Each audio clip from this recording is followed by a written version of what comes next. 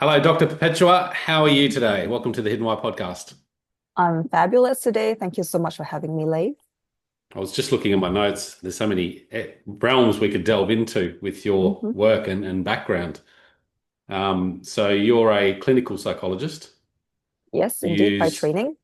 yep, and you use hmm neuroscience and ancient wisdom traditions to work with your clients, and you really deal with high performing clients, CEOs and people of that nature, right? Yes, absolutely. CEOs, driven people, people in the military, emerging senior leaders or emerging leaders as well, and Olympians even. Okay. hmm Crazy work. What are some of the success stories or stories that you might want to share with us of people that you've worked for? So if we talk on an individual level, one of the most amazing things that I find would be people not just reclaiming what happened to them, themselves from what happened before a rupture of life's crisis, but rather remembering who they have always been and Hmm. becoming even more stronger and true to themselves. And then Yeah. because of that, they shine. So, when we talk about crisis, it doesn't always have to be loud. It can be something that is soft and quiet in life when life gives you a little rupture because Yeah. life happens, right? Yeah. Some people, some of my clients have been through really toxic relationships. And when you're in a relationship with a narcissist, a psychopath, any of the dark personality types, it is designed to break you, is designed for you not to know what's going on. So a lot of people blame themselves. I found myself in one in my late 20s as well, and from my early to late 20s, and I had no idea either. So, I understand the shame, and the shame can break you and erode you from within. So, helping people to reclaim who they are and shine even brighter, make their past pay dividends for them, make all their old demons work for them. This is something, I'm really proud of, regardless of what life or what life did to them, what life threw in their way, for them to start doing the work and to shine. To reclaim their life. Well, that's certainly a Mm. topic that we should delve into in Yeah, the interview yeah. today for sure. I hmm know you talk about it. You've got a book there which was released in 22. This is Yeah. what matters, and you talk about helping people process through those hard times, navigate those hard times hmm with I guess, a greater level of peace and hmm harmony. Yeah. So definitely want to delve into that. I'm a curious guy, so I want to know what got you into this work originally for yourself. Was there anything that triggered you to go down this rabbit hole and into this work helping others? So I've always liked solving problems for people. I have a systems brain, so I like to be able to see how A leads to B, but not necessarily in a linear way, because we know that life is not linear. So this problem solving ability has always been very rational to me. But then, as we understand, humans are not rational at all. And it took me a long time for me to even come to terms with my own irrational self, my own emotions, to see them as data rather than weakness. Because sometimes, we think we talk in therapy forever. We think, oh, feelings, feelings, feelings, and somebody collapsed because of their feelings, or somebody was just overly emotional or just overly dramatic because of their feelings. And that Mm, gives feelings and therapy or working on yourself or self-awareness a bad name. So how do you just untangle from that? And what I realized was actually part of the solution in solving problems and helping people to shine was actually figuring out what blocks you, figuring out, unlocking who you are, and also transforming the parts of you that have become almost corrupted by the world or corrupted by the people's thoughts, expectations, and mm, behaviors. So if I were mm, to put it down into a phrase, it would be Michelangelo's quote, the angel was in a marble. I just had to carve it to set it free. Because so often we think we just got to add more stuff, do more protocols, um, download another shiny new app, consume 10 more books, and I'm going to be okay. It's going to give me nirvana.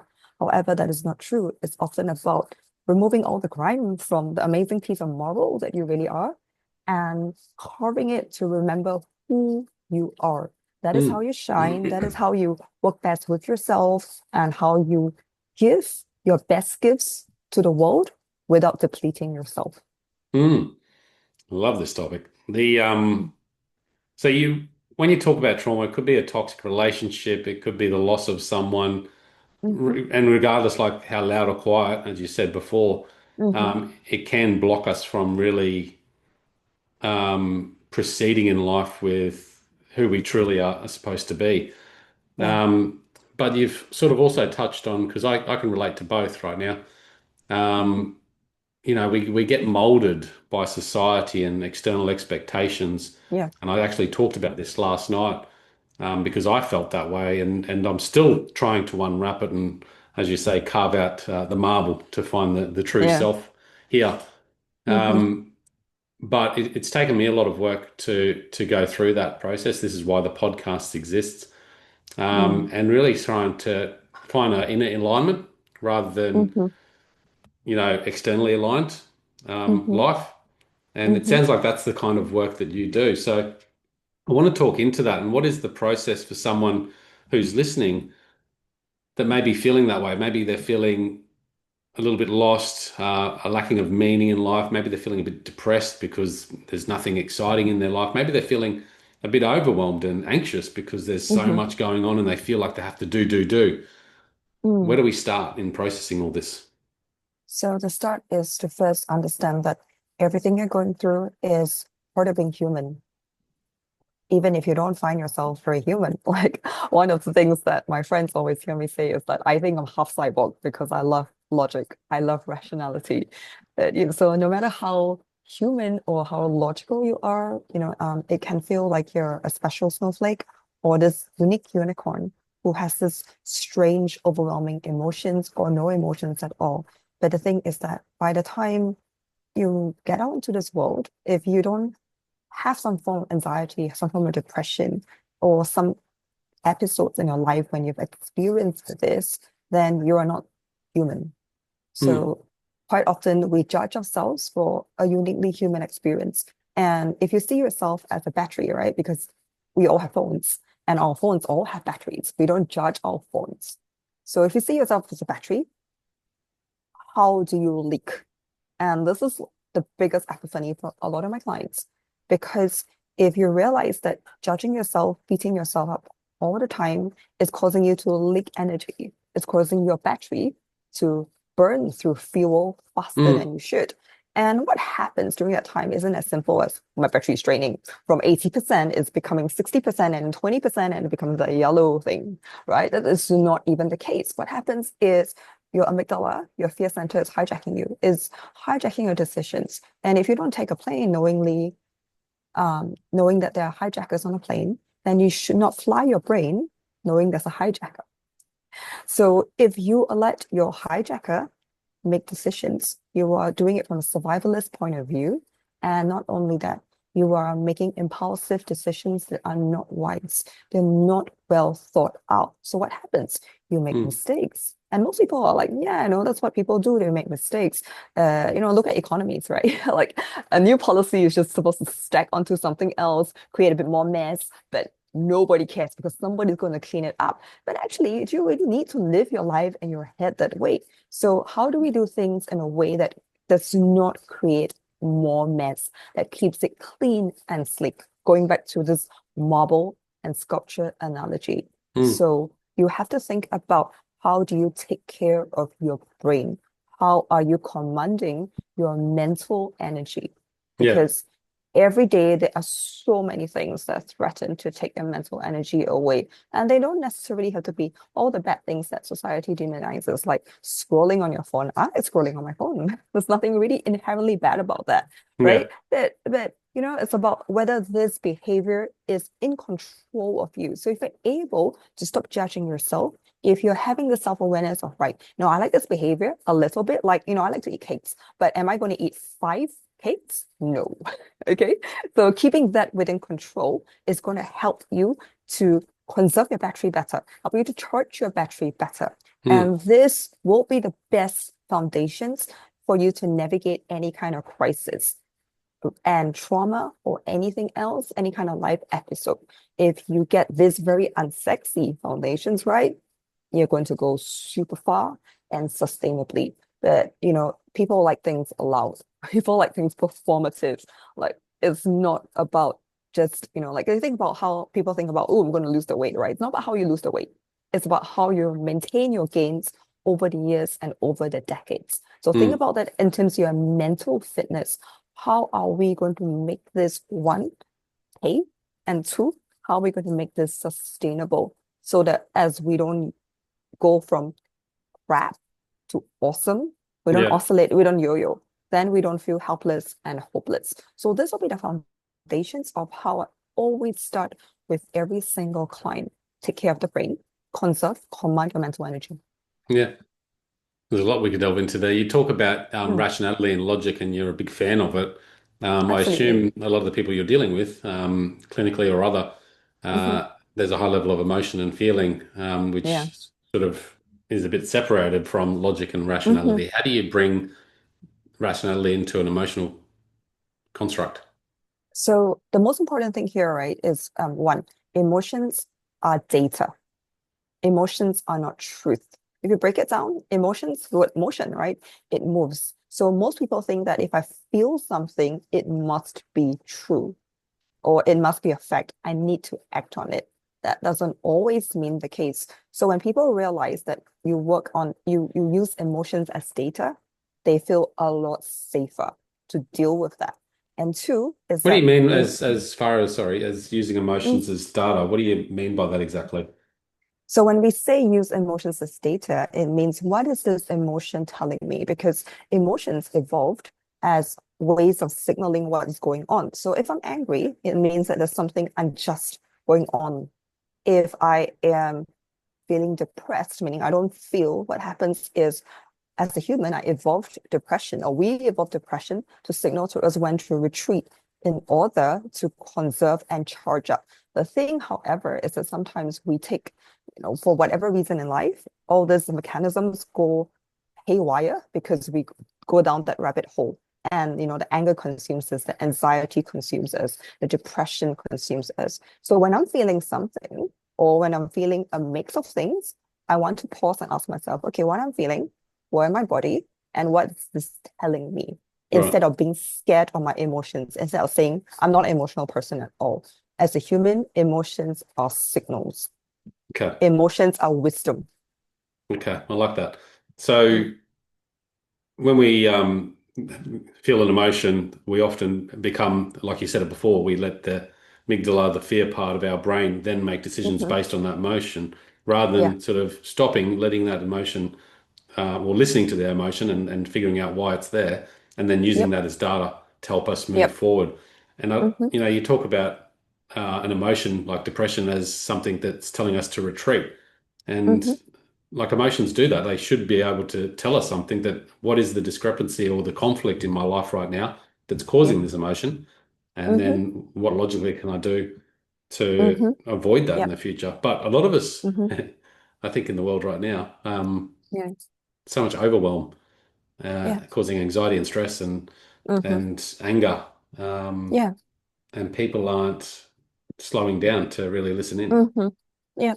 Absolutely. We live in very uncertain times where, like what's been going on for many years, right? Since COVID, we've had so many rounds of almost economic crisis.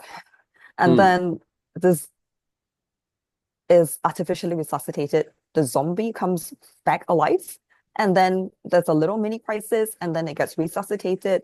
And basically, we still don't know when the shoe is going to drop, right? But we know that prices have gone up by crazy amounts. We know that housing is very expensive. We know that our portions of food are decreasing on a basic economic safety sustenance level. It is scary. And if Hmm. we're living in such times where you're not even sure about, your future, and we know that we're living longer and longer, so like, our lifespans are going to be 100 this time. And do you have money to take care of you to 100 years old? Don't tell me money is not important. Don't tell me your body is not important. Don't tell me your brain is not important.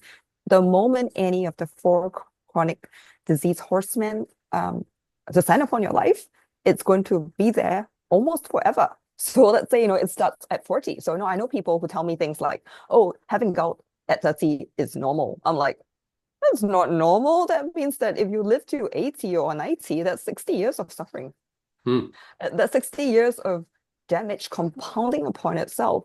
So you have to ask yourself then, in this, am I being like, yes, life is very uncertain, but is this body, is this brain And if you are spiritually or philosophically inclined, it's the spirit or soul able to keep me feeling and being a human, Mm, being connected with myself and other people, doing meaningful stuff, doing purposeful stuff until I die.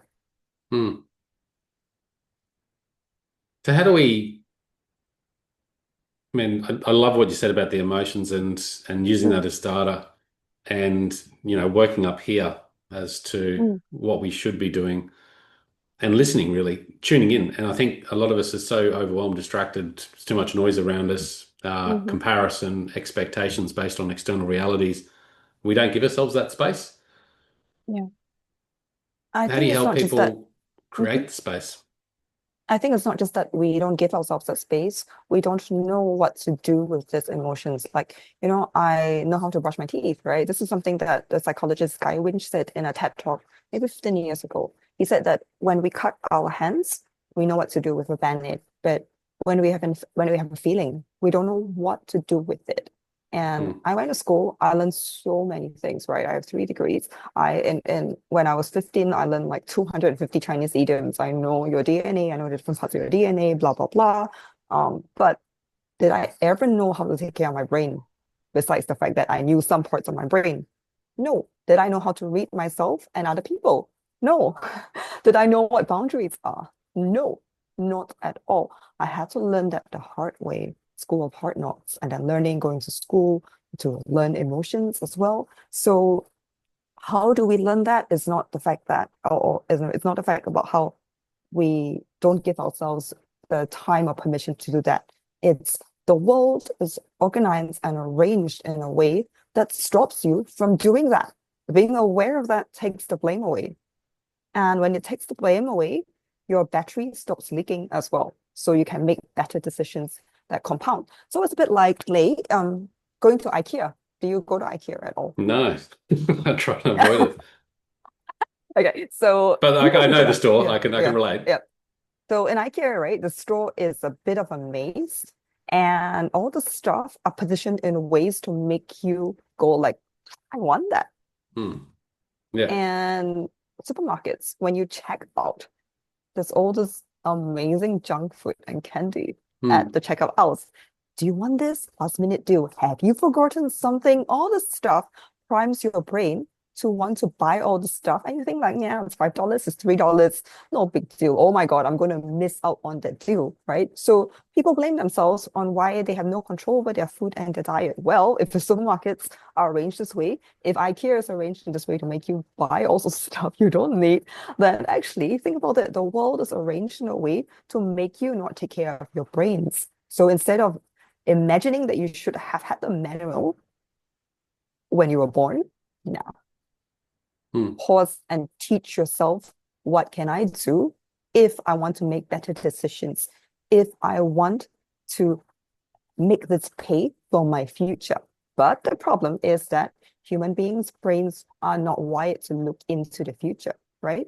Especially if you have an AD type of brain, so your ADD, ADHD brain. Because if I put an AD kind of person or a depressed or anxious person sometimes into an MRI scan, the part of their brain that is their present self and their future selves are not going to overlap.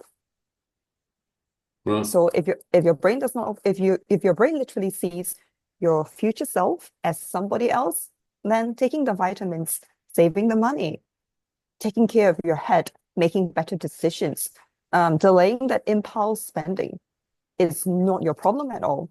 It's that idiot's problem, Future problem. and that idiot being your future self. So you have to be aware of all So these just say that different again things. about that MRI Mm, scan mm. of the brain. Just Okay. explain that to me. So the future self and the Okay. current self.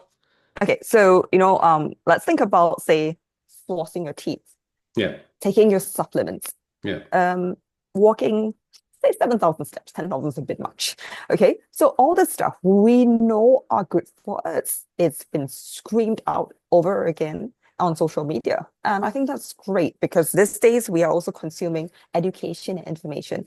However, many of us don't do that because what happens is if I put people who don't do that in an MRI scan, the part of their brain that sees their present self and their future selves are actually two disparate parts. Hmm. So what this means is that saving the money, taking the supplements, walking 7,000 steps or 10,000 steps, Mm, um, having that difficult conversation to grow in your relationship, that's not my problem at all. That okay. is somebody else's problem. So I'm not Right. going to solve it. So what I'm going to do Hmm. instead, I'm going to take a path of least resistance. I'm going to scroll, I'm going to shop. And if I'm broke, what am I going to do? Klarna, pay later. I'm just going to divide it into 10 installments. Yeah.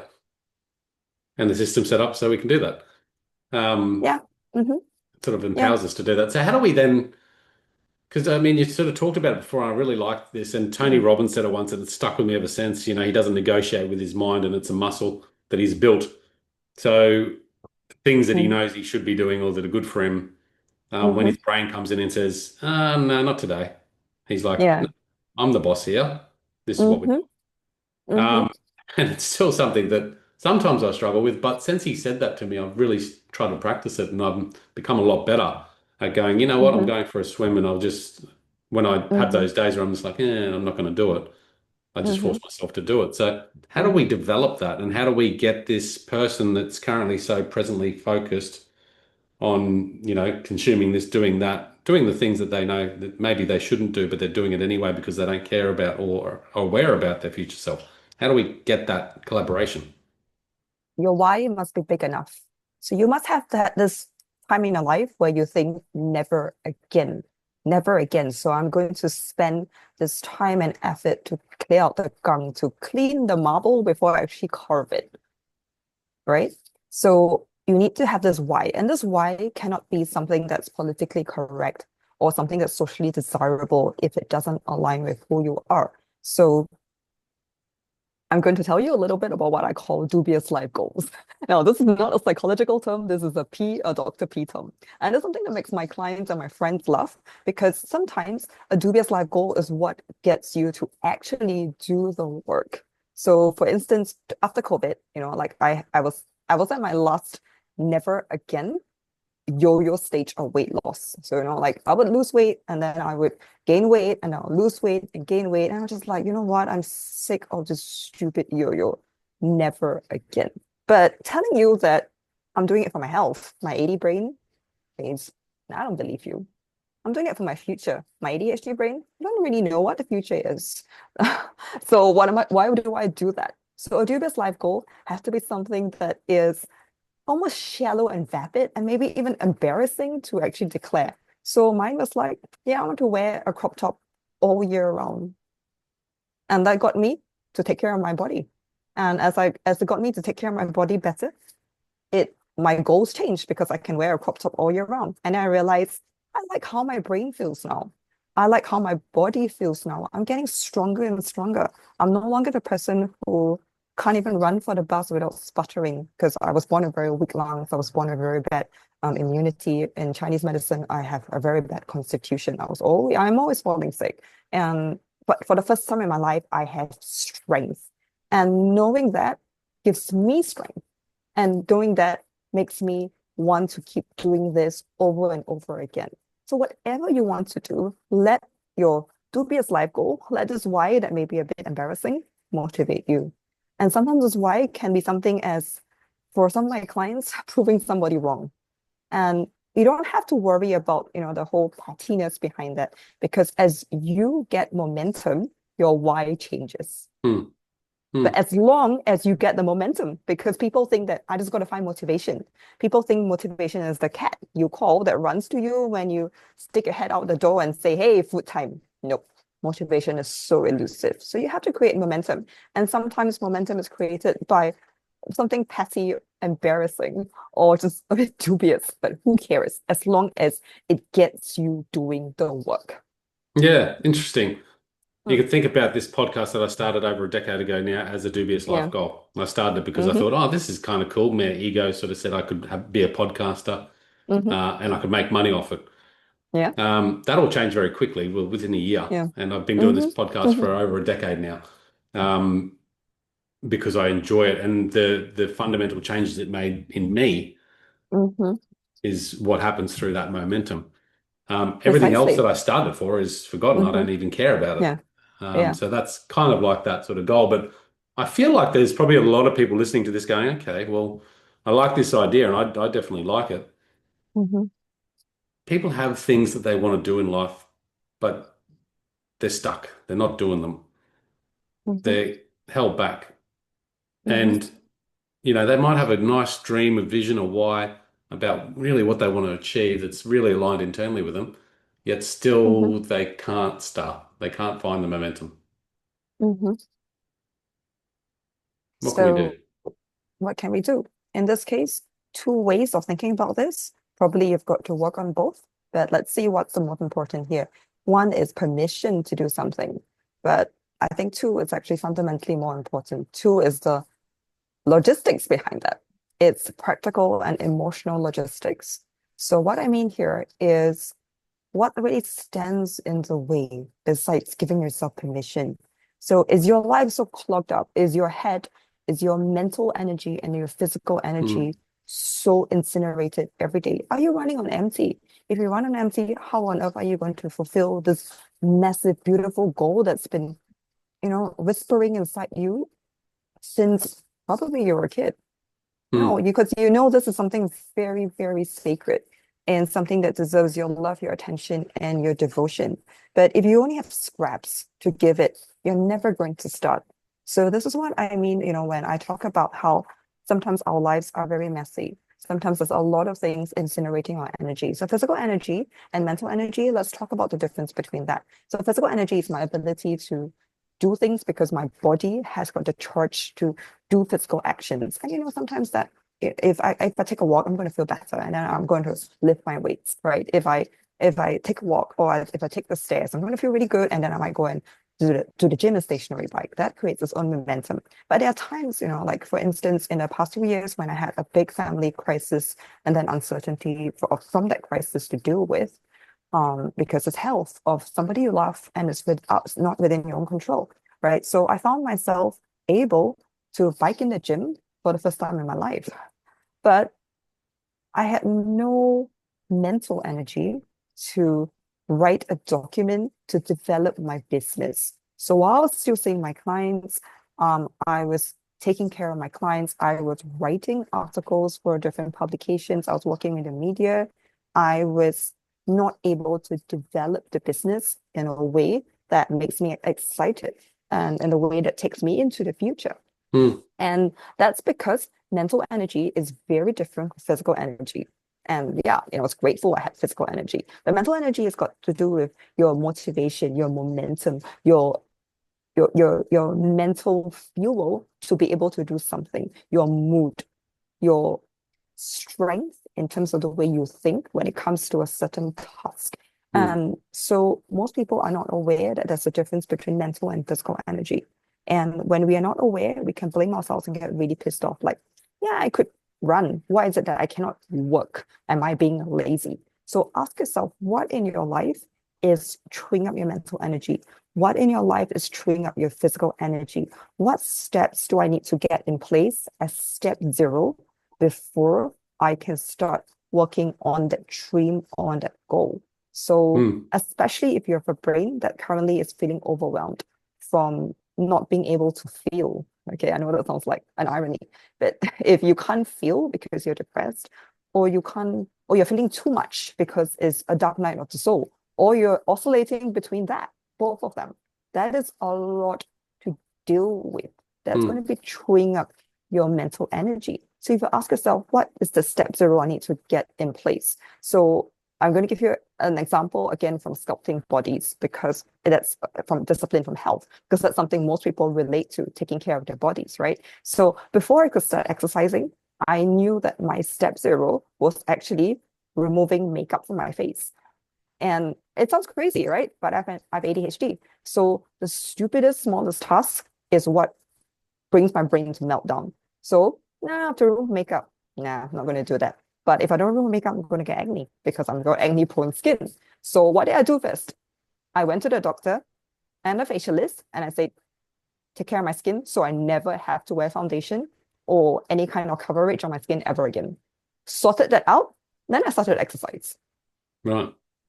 So ask yourself, what is the equivalent of the thing that is stopping you from actually embarking on that? maybe your life is kind of messy. Maybe you're saying yes to everybody, even though you really want to say no. Or maybe you're saying yes, you're checking with XYZ because you think you have to be nice, because you think it's only 5 minutes, but 5 minutes and resentment compounds. Hmm. Or, maybe you're just doing way too much. You're over functioning. And while that's something that you're used to, doesn't mean you have to carry that for the rest of your life because Hmm. we evolve, our old selves shed and die like snakes.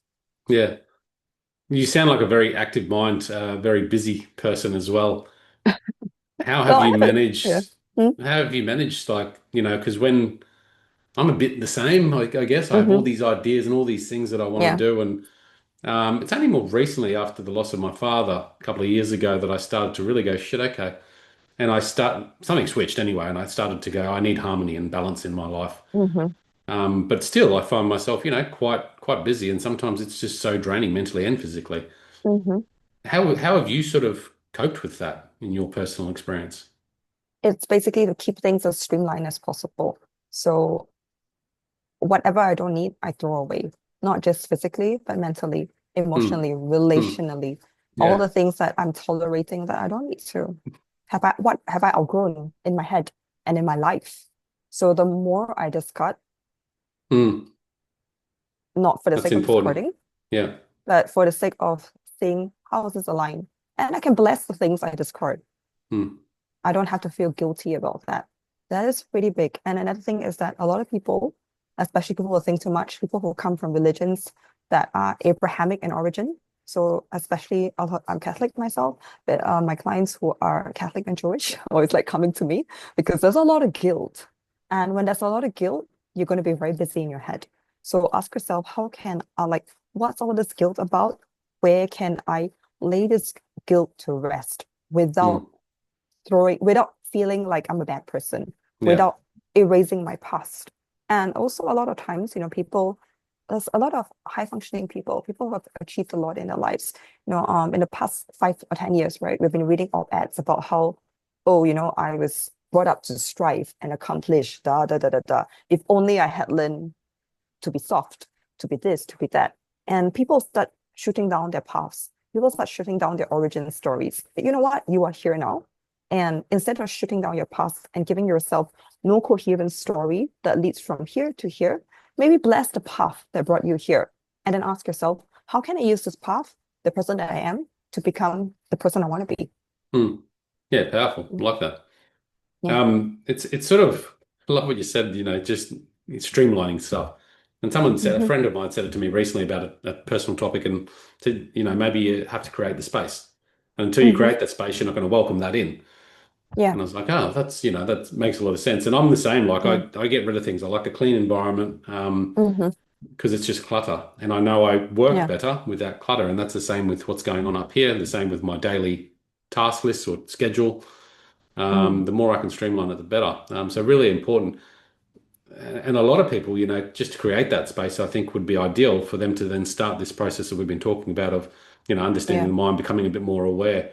Yeah. But it's firstly creating that space, which I guess is the barrier Yeah. for a lot of people. And I coming back to this because I think this is the foundational point of it all is having some level of self-awareness.